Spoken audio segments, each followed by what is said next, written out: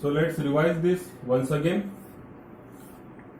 So any trigonometric function or any function is denoted like this: y is equal to f of x. It means what?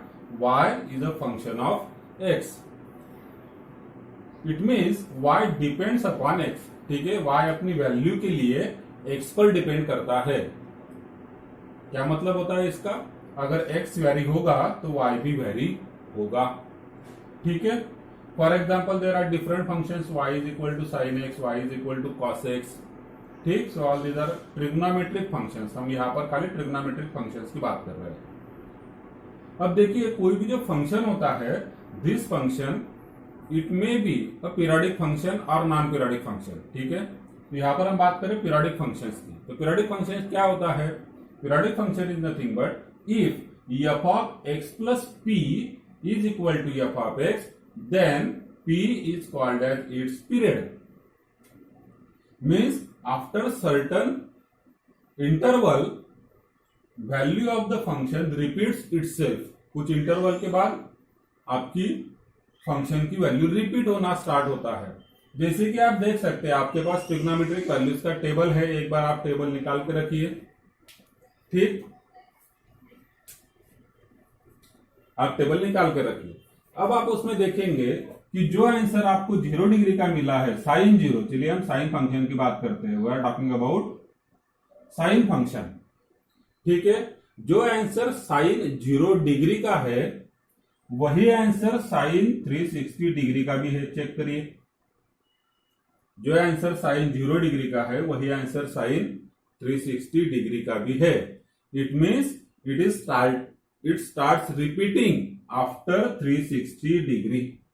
One complete rotation होने के बाद, 360 degree होने के बाद क्या हो रहा है कि साइन फंक्शंस के वैल्यूज रिपीट हो रहे हैं.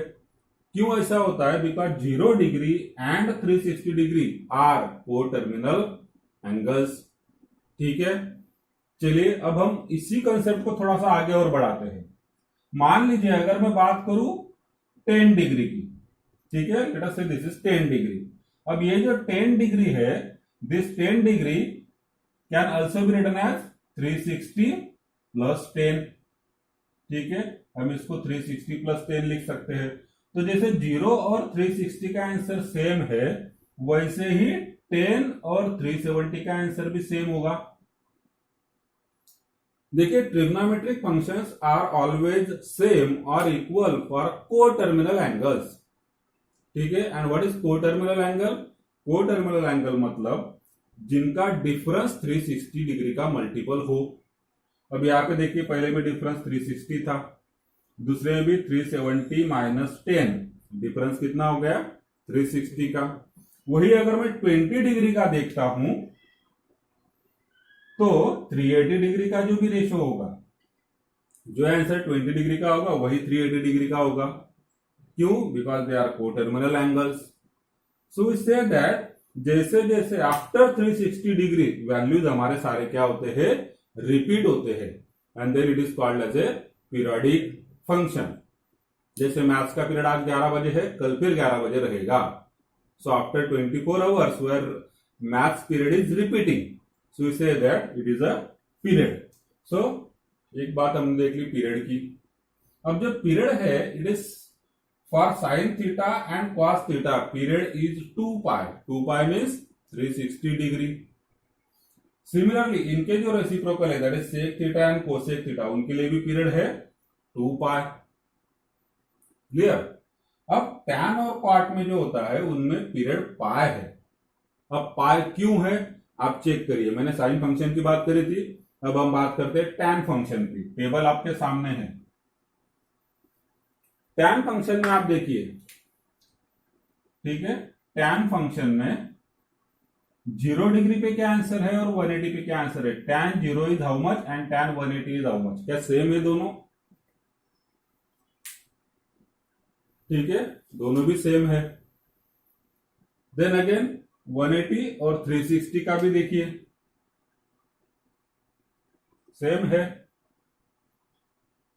ठीक. सो 2 पाई तो सबका पीरियड होता है. अब पीरियड ये भी होता है, देखिए, एक फंडामेंटल पीरियड हम बोलते हैं, मतलब the least value, minimum value of P. Minimum value of P. हमारा मैथ्स का पीरियड परसों भी है, तो हम ये नहीं बोलेंगे कि हमारा 48 आवर्स का ड्यूरेशन है, नहीं। क्यों? क्योंकि उसके पहले, परसों के पहले कल भी हमारा पीरियड रहेगा, तो इसका मतलब हमारा 24 आवर्स का ड्यूरेशन है, ना कि 48 आवर्स का। क्लियर? तो पीरियड जैसे 360 डिग्री के बाद रिपीट होता है, लेकिन tan फंक्शन आपका 180 डिग्री के बाद ही रिपीट हो जाता है। tan function starts repeating after 180। Is it clear? वैसे ही आप देख सकते हैं कि यहां पर tan 90 और tan 270 की वैल्यू देखिए, इसमें भी 180 डिग्री का डिफरेंस है।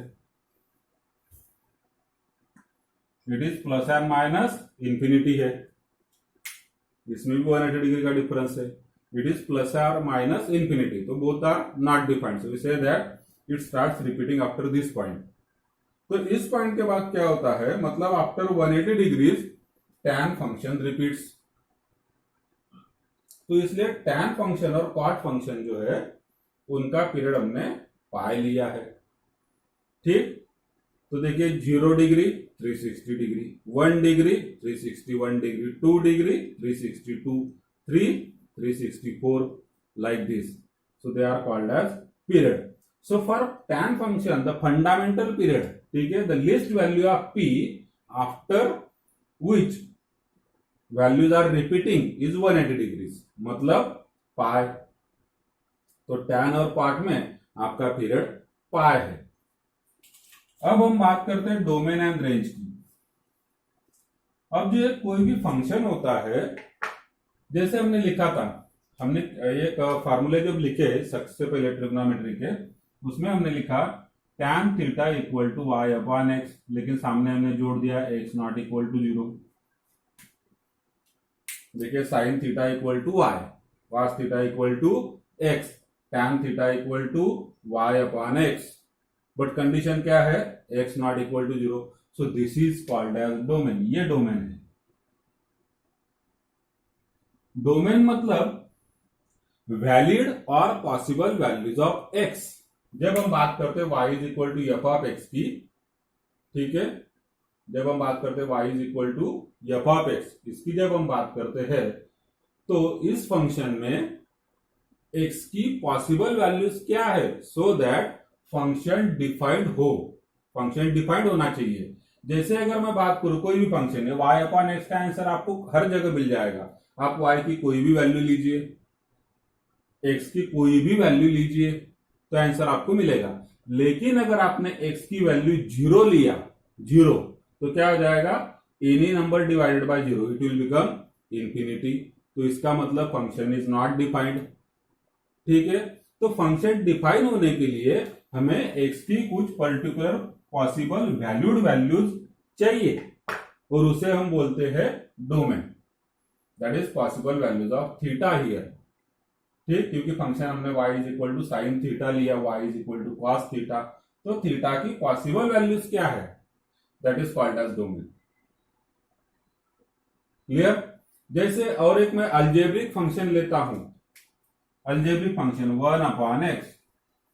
अब इसका आंसर आपको कब मिलेगा, कभी भी मिल सकता है, बट एक ही कंडीशन है इसमें कि x 0 नहीं होना चाहिए, क्योंकि अगर x 0 हुआ तो इसका आंसर मिलेगा नहीं आपको। आप कैलकुलेटर पर ट्राई करिए, 1 अपॉन 0, आंसर नहीं मिलने वाला।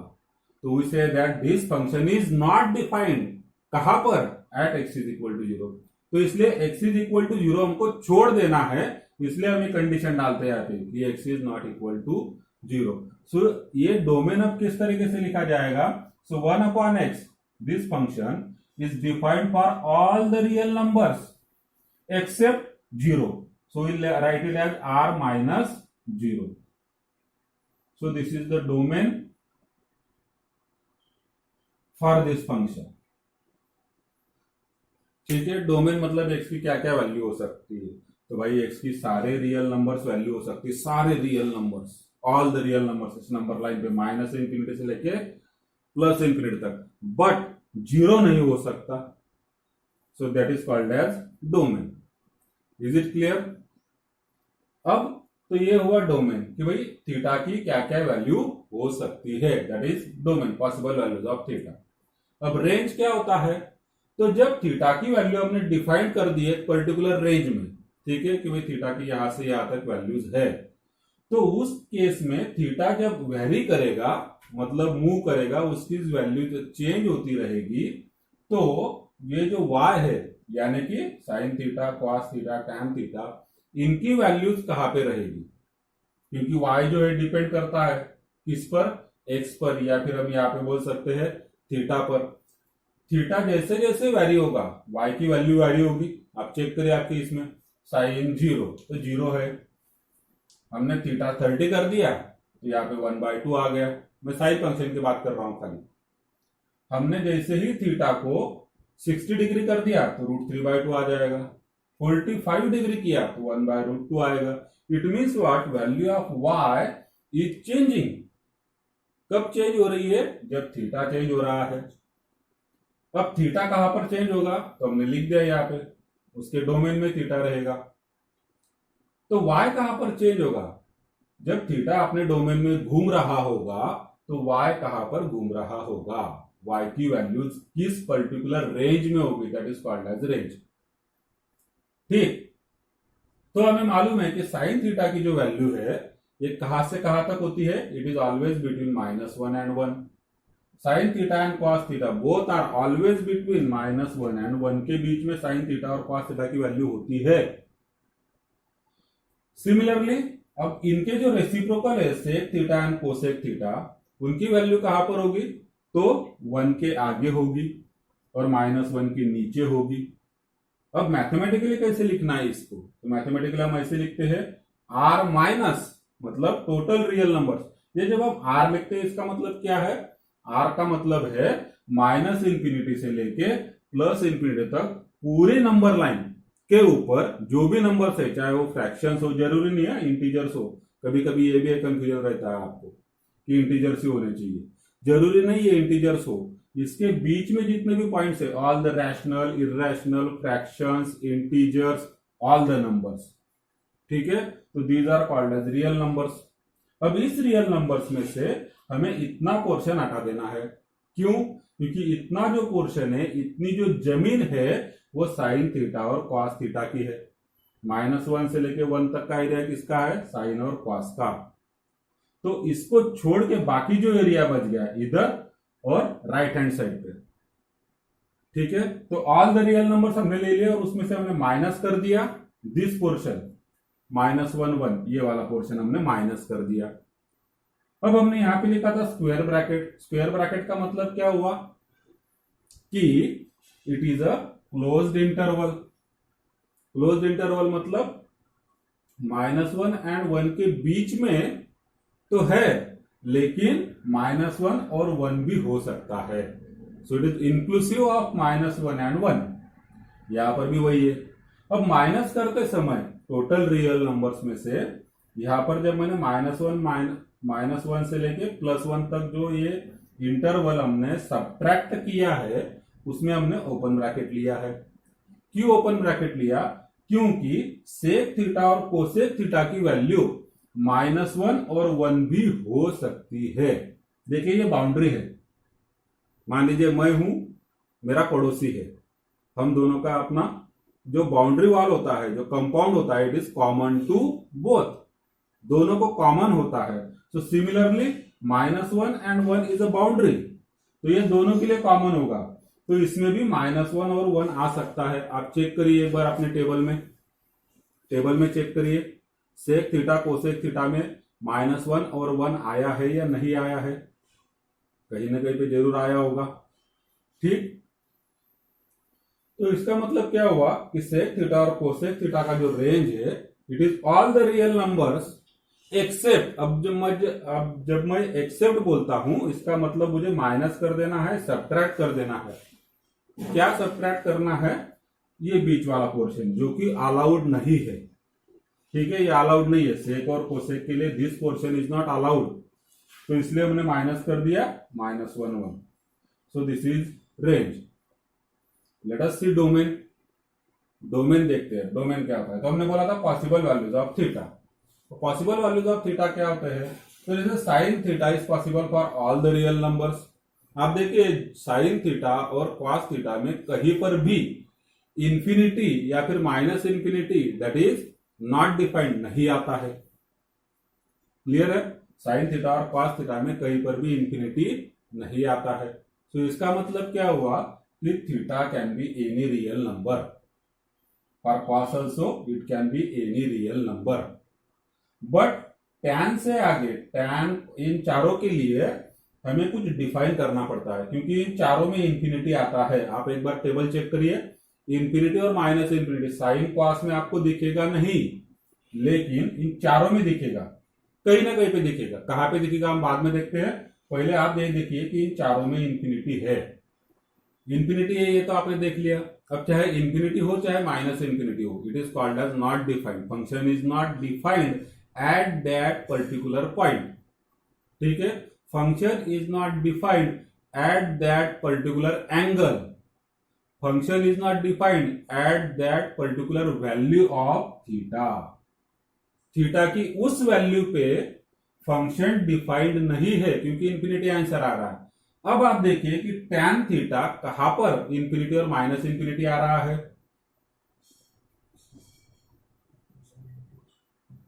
90 डिग्री एंड 270 डिग्री बराबर। देखिए आप tan थीटा अगर देखेंगे तो 90 और 270 पे नॉट डिफाइंड मिलेगा। अब ये आप अलग तरीके से भी ध्यान में रखें। देखिए tan थीटा मतलब क्या होता है, sine theta upon cos theta. ठीक है, tan theta is nothing but sine theta upon cos theta. अब कॉस थीटा कहां पर जीरो होता है, तो कॉस थीटा 90 पर जीरो होता है और 270 पे जीरो होता है। क्लियर? तो आप देखेंगे कि tan थीटा 90 डिग्री पे और 270 डिग्री पे क्या है, नॉट डिफाइंड है।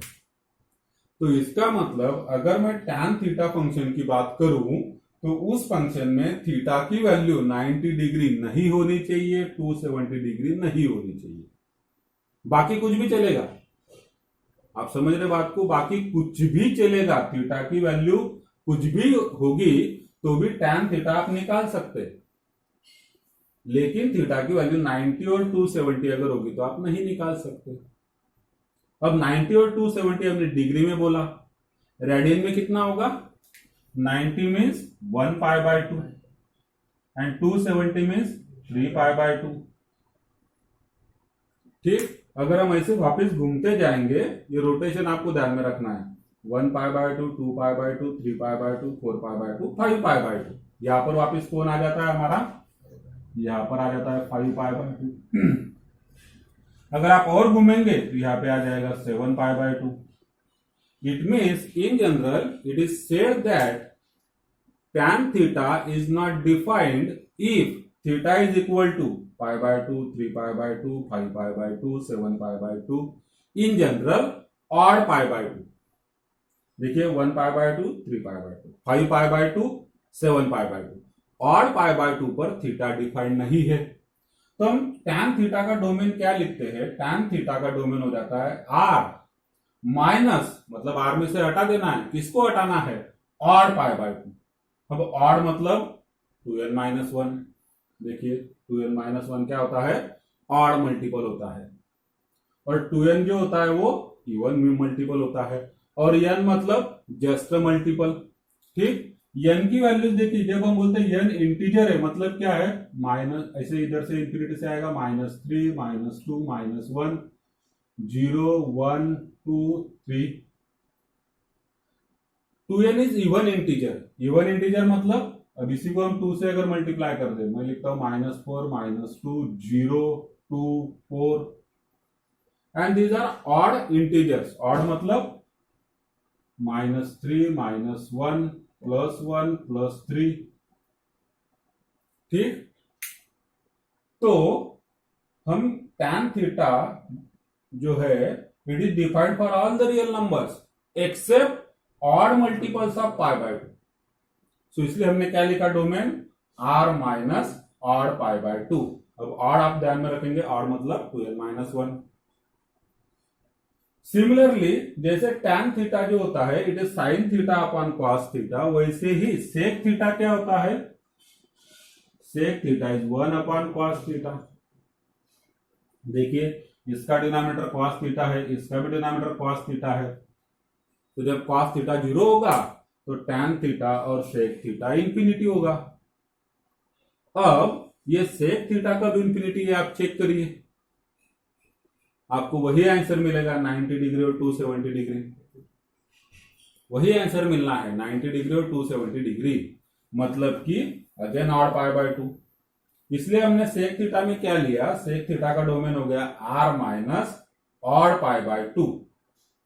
ठीक है, तो tan थीटा और सेक थीटा का जो डोमेन है it is same, r minus odd pi by 2।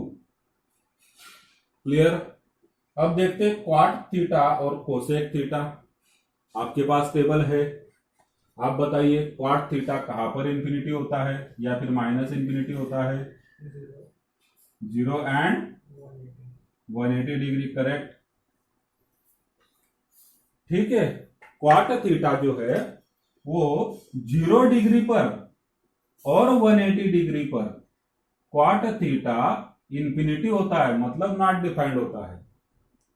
तो थीटा, जब भी हम क्वाट थीटा की बात करेंगे तब भी थीटा की वैल्यू क्या होनी चाहिए?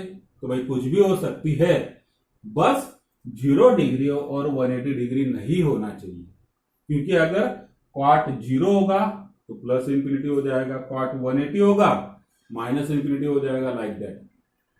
ठीक, अब जब हम इसमें सॉल्व करते हैं, क्वाट थीटा में हमने देखा कि ऑल द रियल नंबर्स, तो माइनस क्या करना है हमें? 180 डिग्री और 0 डिग्री, या फिर हम बात कर सकते हैं 360 डिग्री। सो रेडियंस में अगर लेंगे तो क्या होगा? It is pi, this is 2 pi, again इधर आएंगे तो 3 पाई, उधर जाएंगे तो 4 pi. So all these are multiples of pi. ठीक है, ऑड इवन नहीं है इसमें, देखिए 1 पाई भी है, 2 पाई भी है, 3 पाई भी है, 4 पाई भी है। सो इसका मतलब इसमें सारे मल्टीपल से पाई के। तो हमें क्या करना है, क्वाट थीटा में आर में से हटा देना है, मतलब कि सब्ट्रैक्ट करना है किसे? Multiple of pi. Now what is multiple of pi? It is written as n pi. ठीक, क्यों? क्योंकि जो क्वाट थीटा है ये 0 डिग्री या फिर 180 डिग्री पर इंफिनिटी क्यों हुआ? क्योंकि फार्मूला है क्वाट थीटा का cos theta upon sine theta. अब जब भी साइन थीटा 0 होगा तो ऑटोमेटिकली क्या हो जाएगा? क्वाट थीटा इंफिनिटी हो जाएगा। क्लियर? तो साइन थीटा 0 होगा तो क्वाट थीटा इंफिनिटी हो जाएगा। और ये साइन थीटा कब 0 होता है? 0 डिग्री और 180 डिग्री पर। तो जैसे क्वाट थीटा होता है वैसे ही साइन का रेसिप्रोकल है कोसेक थीटा। अब कोसेक थीटा क्या है? It is 1 upon sine theta. ठीक, इसका भी डिनोमिनेटर साइन थीटा है, इसका मतलब हमारा क्वाट थीटा और कोसेक थीटा का डोमेन सेम होगा। क्वाट थीटा का जो डोमेन है वही कोसेक थीटा का भी रहेगा। एंड क्या डोमेन होगा इसका? r माइनस n पाई। n पाई मतलब मल्टीपल ऑफ पाई, हमें हटा देना है टोटल r में से। Clear? So this is domain and range of trigonometric functions.